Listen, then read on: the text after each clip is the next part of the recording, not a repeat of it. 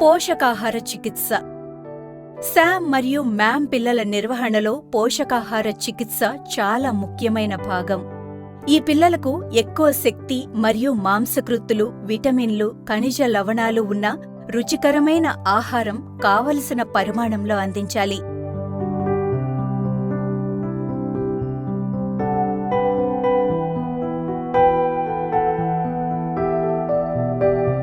బాలామృతం ప్లస్తో పాటు ఇంట్లో వండిన పోషకాహారం కూడా అందించాలి.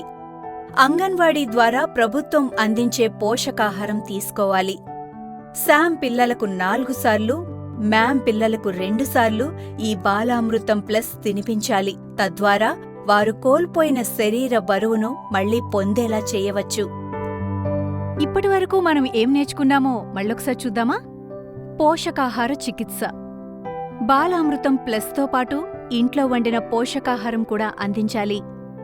అంగన్వాడీ ద్వారా ప్రభుత్వం అందించే పోషకాహారం తీసుకోవాలి. పిల్లల కోసం ఆహారం వండేటప్పుడు, అలాగే పిల్లలు ఆహారం తినే ముందు సబ్బుతో చేతులు సరిగ్గా కడుక్కోవాలి.